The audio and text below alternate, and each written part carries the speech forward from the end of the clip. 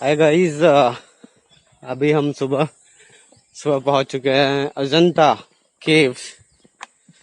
मेरे पास ज़्यादा टाइम था नहीं, क्या कर सकते थे, तो बिना चेंज के ही पहुंच गए। प्राइवेट व्हीकल्स अलाउड नहीं है यहाँ पे। आपको एक जो लास्ट पॉइंट है वहाँ पे आपको अपना व्हीकल ड्रॉप करना पड़ेगा। उसके बाद वहाँ से टिकट लेने के बाद आपको बस लेनी होगी और बस आपको यहाँ पे ड्रॉप करेगी, which is approx 5 to 6 kilometre from there dropping point.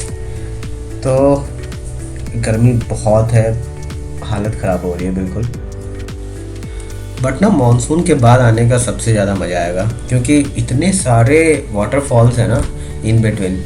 आते समय मैंने देखा सारे, अभी तो खैर सारे सूखे हुए हैं, नदी भी सूखी हुई है, वाटरफॉल्स में भी पानी नहीं है, बट लेकिन मानसून के बाद अच्छा लगता होगा ये पूरा। एक तो हरियाली होती ही होगी, उसके अलावा बहुत सारे वाटरफॉल मिलेंगे रास्ते में। और एक बात और मैंने देखा कि ये जो बिल्कुल केव्स जो बने हैं वो हाफ मून के आकार में सारे बने हैं। एक नदी है वह गोरा नदी जो यहाँ से गुजरती है, और चूँकि ये पहाड़ से होकर के वो यू टर्न ले लेती है, तो ये पूरा जो केव्स का शेप है वो बिल्कुल यू टर्न में सारा आपको दिखाई देगा, यू शेप में एक्चुअली दिखाई देगा सारा। और ये अजंता की जो गुफाएं हैं ये मंडे के दिन क्लोज रहती है और ट्यूसडे के दिन एलोरा की गुफाएं क्लोज रहती हैं, तो उस बात का भी थोड़ा ध्यान रखना चाहिए पहले से। और एक और महत्वपूर्ण बात कि कैमरे का टिकट ज़रूर लें, 25 रुपीज़ का टिकट है मोबाइल कैमरे का। बाकी सारे कैमरे तो अंदर अलाउड नहीं है, बाहर से ही सारे कैमरे अलाउड हैं, अंदर मोबाइल लेके जा सकते हैं बस। बट मैंने संभव कुछ रिकॉर्डिंग्स मैंने की हैं। गुफा 9, 12 और 13 ऐसे के करीब जो है वो काफ़ी महत्वपूर्ण गुफाएं हैं। गुफा 9 में आपको स्तूपा मिल जाएगा, अभी मैं आपको लेके चलूँगा वहाँ पे, जो कि हीनयान शैली का चैत्य पूजा कक्ष है, जिसमें स्तूपा तो है लेकिन मूर्तियाँ नहीं हैं। अजंता गुफा स्थल पर निर्माण का दूसरा चरण लगभग 5वीं शताब्दी में शुरू हुआ था। लंबे समय तक यह माना जाता है कि बाद की गुफाएं 4वीं शताब्दी या 7वीं शताब्दी तक विस्तारित अवधि में बनाई गई थी। बहुत दिन तक इसको वैसे ही छोड़ दिया गया था और जो पुराने कुछ गुफाएं थी वही सिर्फ यूज़ में आ रही थी। दूसरे चरण का जो महायान या बौद्धम की जो महान वाहन परंपरा को दिखाया जाता है, तो सब तक पहले की गुफाओं का ही विस्तार है। लाइक गुफा 19 जो है या फिर 26 है, 29 है, बाकी विहार हैं और उसमें सिर्फ ध्यान वगैरह की जाती थी और वहाँ पे रुकने का प्रबंध था। यह भी सिर्फ 2 ही चीज़ के लिए ज़्यादातर यूज़ किया जाता था, जो भी बौद्ध भिक्षु थे उनका यहाँ पे मतलब ध्यान करने की जगह थी, और जो व्यापारी जो यहाँ से गुजरते थे उनके विश्राम का भी यहाँ पे इंतज़ाम किया जाता था। मतलब जितने भी सारे आप केव्स को देख करके आपको पता चल सकता है कि छोटे छोटे रूम के जैसे बने हुए हैं, जहाँ पे एक व्यक्ति खड़ा हो सकता है, बस इतनी ही जगह होती थी। तो बेसिकली मुझे लगता है कि वो यूज़ होती होगी ध्यान करने के लिए, लोग बैठ करके ध्यान कर सकें। ये पूरी तरह से जंगल से पटा पड़ा था, चारों तरफ बहुत जंगल है। और एक ब्रिटिश अधिकारी थे जॉन स्मिथ, उन्होंने फिर से इसको खोजा।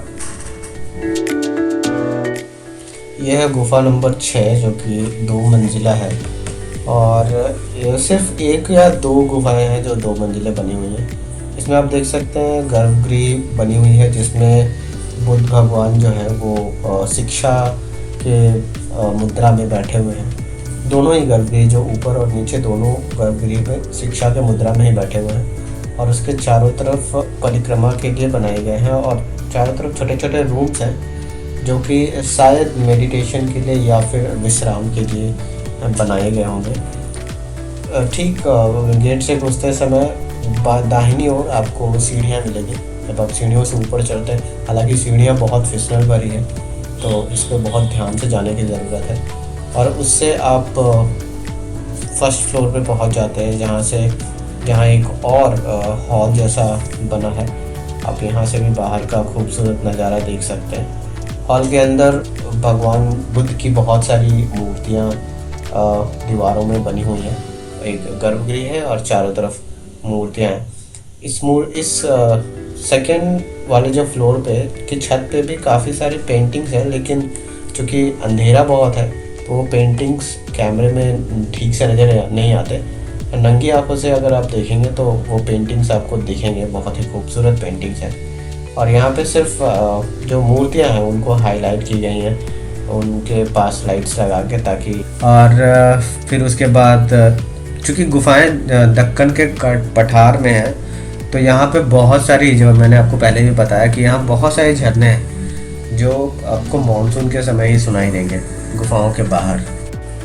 जहाँ तक बात रही साक्ष्यों की जो ये प्रमाणित करती हो कि ये कब बना है या नहीं बना है, तो चीनी यात्रियों के कई सारे संस्मरण मिले हैं जिसमें अजंता की गुफाओं की काफ़ी चर्चाएं हैं। लगभग सारे केव्स जो हैं वो बुद्धा को समर्पित हैं और स्तूपास बने हुए हैं, चैत्य बने हुए हैं। महावीरास के भी कुछ जगह आपको साक्ष्य मिल जाएंगे जहाँ पे महावीर भगवान की भी मूर्ति लगी है। ऐसा माना जाता है कि प्रथम की जो कुछ गुफाएं हैं जो कि सबसे पहले बनी, हालांकि उसमें भी बहुत सारी कंट्रोवर्सी है कि गुफाएं बनी कब है। कुछ लोगों का मानना है कि ये लगभग 100 ईसा पूर्व से 100 ईस्वी तक के बीच में बनी होगी। कुछ लोगों का मानना है कि 200 ईसा पूर्व ही इसका निर्माण शुरू हो गया होगा। और सातवाहन वंश सबसे पहले जिन्होंने गुफाएं बनवानी शुरू की वो सातवाहन वंश के थे। यहाँ पे आपको दीवारों पे पेंटिंग्स मिल जाएंगे बुद्ध के जातक मतलब जितने उनके अनुयायी थे उनके पेंटिंग्स मिल जाएंगे, उनकी मूर्तियाँ मिल जाएंगी। इस गुफा में बहुत सारी पेंटिंग्स और मूर्तियाँ ऐसी हैं जो बुद्ध के पुराने जन्मों के और उनके अगले जन्मों के भी साक्ष्य ऐसा कुछ उकेरा गया है। हालांकि वो कितने सही I don't know, but Ajanta cave की गुफाओं की संख्या लगभग 30 के करीब है। और इसकी जहाँ तक इतिहास की बात करें तो लगभग 200 ईसा पूर्व, मतलब बिफोर यीशु मसीह के जन्म से भी पहले का, जो अगर ईसा पूर्व आपको मालूम नहीं है, यीशु मसीह के जन्म के हिसाब से हम देखते हैं तो 200 ईसा पूर्व से लेकर के लगभग 400 ईस्वी तक इस केव्स का निर्माण हुआ है अलग अलग पीरियड्स में। एक बहुत इंटरेस्टिंग बात है कि जब यहाँ पे औपनिवेशवाद था, जब यहाँ पे ब्रिटिश शासन था, उस दौरान अजंता का जो ये भाग है ये हैदराबाद रियासत के अंतर्गत आता था, ब्रिटिश भारत में नहीं आता था। 1920 के दशक की शुरुआत में हैदराबाद के जो अंतिम निज़ाम थे मीर उस्मान अली खान ने इस कलाकृति को बहाल करने के लिए अपने लोगों को नियुक्त किया था। फिर इस स्थल को एक संग्रहालय में बदल दिया गया और पर्यटकों के लिए शुल्क के लिए के साथ इसको खोल दिया गया। शुरुआती में काफ़ी कुप्रबंधन रहा और उसकी वजह से जो टूरिस्ट थे उसमें भी गिरावट आई। स्वतंत्रता के बाद जब भारत आज़ाद हुआ तो महाराष्ट्र की सरकार आगमन, परिवहन और सुविधाओं का जो भी बेहतर इंतजाम कर सकती थी उन्होंने प्रबंध किया। निज़ाम के पुरातात्विक निदेशक ने गुफाओं में चित्रों को पुनर्स्थापित करने के लिए इटली के 2 विशेषज्ञ प्रोफेसर को बुलवाया था। बट हालांकि बहुत सारे इस सबसे जो महत्वपूर्ण चीज़ है, सबसे जो प्रभावशाली वास्तुकला का जो यहाँ पे दृश्य आपको देखने को मिलेगा वहाँ उसकी है पेंटिंग्स।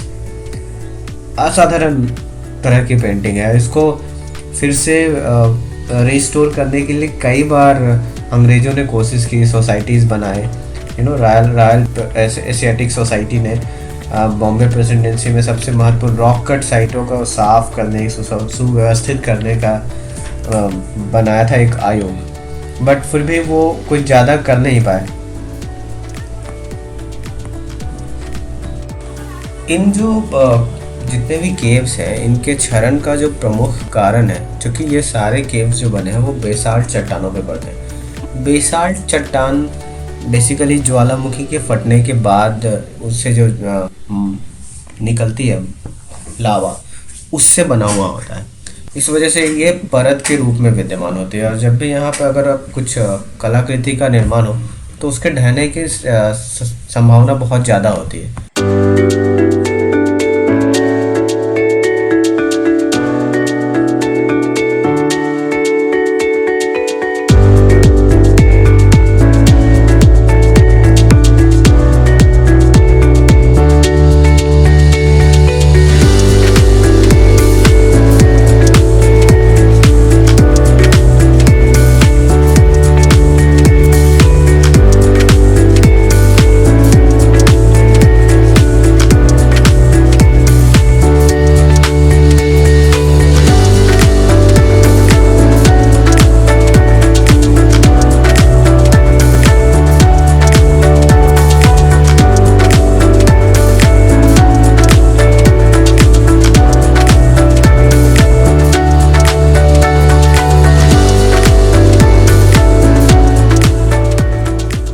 गुफा नंबर जो 17 है ना, जैसा कि हमने पिछले वीडियो में मैंने बताया था आपको कि एलोरा की जो गुफा है उनमें कोई फिजिकल शिलालेख किसी गुफा के साथ कनेक्टेड नहीं है जो पता चल पाए कि किसने बनवाया, क्या बनवाया, सारा कुछ रेफरेंस के आधार पर है। लेकिन अजंता के गुफा नंबर 17 में राजा उपेंद्र गुप्त का एक लंबा सा शिलालेख मिलता है, जिसमें उन्होंने बताया है कि उन्होंने इस विहार के निर्माण पर बहुत सारा धन खर्च किया है, जिससे भक्तों को बहुत संतुष्टि मिली।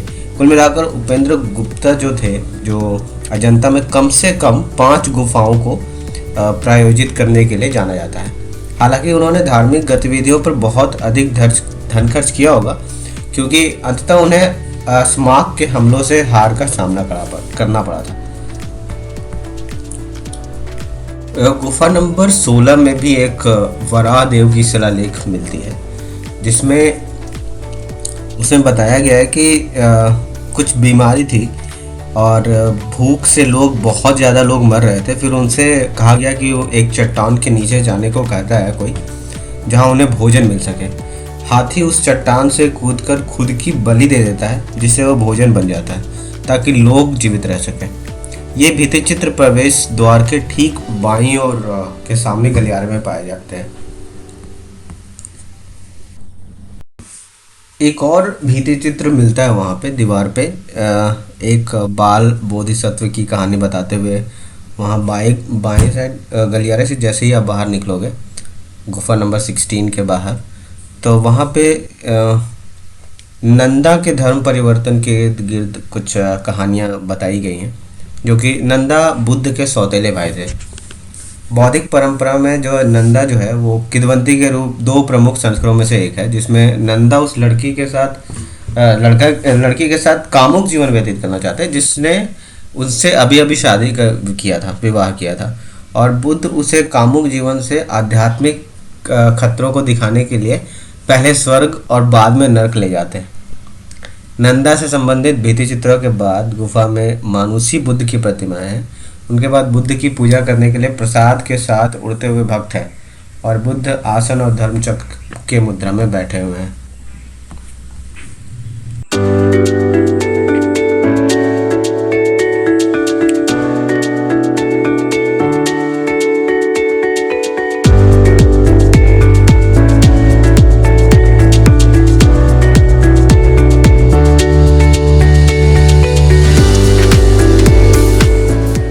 ये है गुफा नंबर 9। इस पूरे जितने भी गुफाएं हैं उनमें सबसे महत्वपूर्ण और सबसे खूबसूरत यही है। बाहर से भी इसका जो इसको जैसे बनाया गया है, बाहर से भी मूर्तियाँ उकेरी गई हैं, और ऊपर एक देख सकते हैं आप, एक खिड़की भी है बड़ी सी, जिसको रोशनी के लिए छोड़ा गया है ताकि रोशनी अंदर आए। और ये स्तूपा उसी गुफा में एक स्लीपिंग बुद्धा का भी मूर्ति है।